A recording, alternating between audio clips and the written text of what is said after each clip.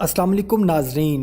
मैं हूं रेहान नसीर और आप देख रहे हैं हमारा यूट्यूब चैनल हकीकत जानो। दोस्तों, आज की वीडियो में हम आपको ख्वाजा सराओं की ज़िंदगी के बारे में बताएंगे, जिनको हम लोग हिजड़े, खुसरे, ट्रांसजेंडर्स या फिर शी मेल के नाम से भी जानते हैं। दोस्तों, ये लोग कौन हैं और ख़ास तौर पर सब कॉन्टिनेंट पाकिस्तान, बांग्लादेश और हिंदुस्तान में इनको मुआशरे में अच्छा मुकाम क्यों नहीं दिया जाता, और इन लोगों को ख्वाजा सरा आखिर क्यों कहा जाता है, और कौन सी ऐसी खसूसियत है जो इनको आम इंसान से अलग करती है। और क्या ख्वाजा सरा का नमाज जनाजा नहीं होता? पाकिस्तान में ख्वाजा सराओं की हालत ज़ार क्या है, इस सब की तफसील आज हम बताएंगे आज की इस वीडियो में। लेकिन इससे पहले अगर आपने हमारे चैनल हकीकत जानो को सब्सक्राइब नहीं किया तो बराह करम सब्सक्राइब ज़रूर कर लीजिएगा और साथ ही साथ बेल के निशान को भी दबा दीजिए ताकि ऐसी ही हकीकत से भरी वीडियोस का नोटिफिकेशन आपको मिलता रहे। दोस्तों, ख्वाजा सरा एक ऐसे इंसान को कहा जाता है जिसमें कुदरत की तरफ से ही, जिसको हम बायोलॉजिकल डिसऑर्डर कह सकते हैं, ना तो मुकम्मल तौर पर मर्दाना खसूसियात होती हैं और ना ही मुकम्मल तौर पर जनाना खसूसियात। दोस्तों, ऐसे लोग बायोलॉजिकल प्रोडक्टिविटी नहीं कर सकते, यानी बच्चों को जन्म नहीं दे सकते। इन ख्वाजा सरा लोगों में भी जिस्मानी लिहाज से इकसाम पाई जाती हैं। कुछ ख्वाजा सराओं के जिस्म में ज़्यादा खसूसियात मर्दाना होती हैं, लेकिन वो मुकम्मल मर्दाना खसूसियात के मालिक नहीं होते, और कुछ ख्वाजा सराओं में ज़्यादा खसूसियात औरत की होती हैं, लेकिन वो मुकम्मल औरत की खसूसियात के हामिल नहीं होते। और कुछ ख्वाजा सरा ऐसे भी होते हैं जो मर्द औरत यकसा खसूसियात के हामिल होते हैं।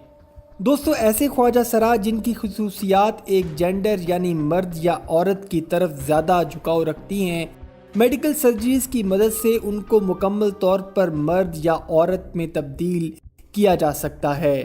ख़ास तौर पर पाकिस्तान और भारत में हमें ये ख्वाजा सरा औरतों का लिबास पहने सड़कों पर बच्चों की पैदाइश पर या फिर किसी खुशी के मौके पर नाश्ते और वारे जाने वाले पैसे वसूल करते दिखाई देते हैं। लेकिन दोस्तों, पाकिस्तान और भारत वगैरह को छोड़कर अगर हम मगरबी दुनिया को देखें तो ये ख्वाजा सरा लोग उस मुल्क के बाइज़्ज़त शहरी के तौर पर ज़िंदगी गुजारते हैं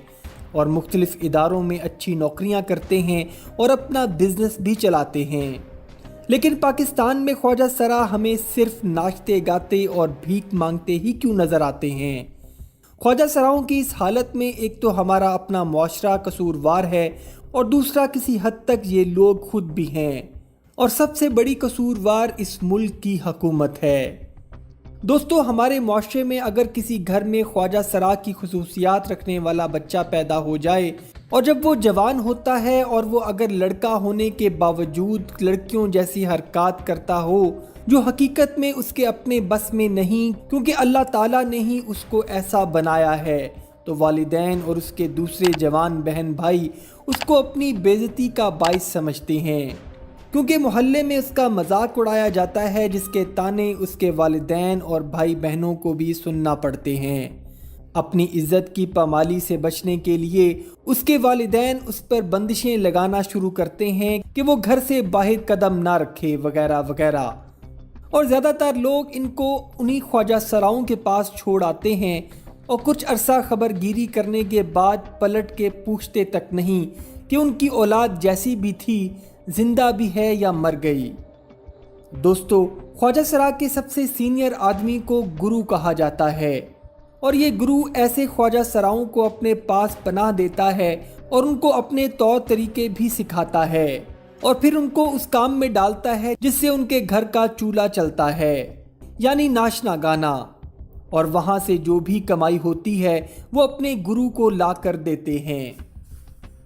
दोस्तों, जहाँ तक हुकूमत की बात है तो इन लोगों के बारे में हुकूमत ने हमेशा से ही लापरवाही बरती और इनको इनकी कौमी शनाख्त देने में ही 70 साल लगा दिए, और इन 70 सालों में ये लोग पाकिस्तानी शहरी होने के हर हक से महरूम थे। दोस्तों, पाकिस्तान में अगर किसी भी ख्वाजा सरा से उसकी कहानी पूछी जाए तो हर ख्वाजा सरा मुआशरे और अपनों के धुतकार देने का दुख ही बयान करता है। उनका कहना है کہ معاشرے کا دھتکارنا تو وہ سہ گئے ہیں، لیکن اپنوں کا دھتکارنا ان کی ساری زندگی کا زخم ہے، جس کو وہ لوگ اپنے دل میں چھپا کر جی رہے ہیں۔ دوستو، شناختی کارڈ بننے کے بعد اب پاکستان میں خواجہ سراؤں کی حالت زار میں کچھ بہتری آنے کی امید بنی ہے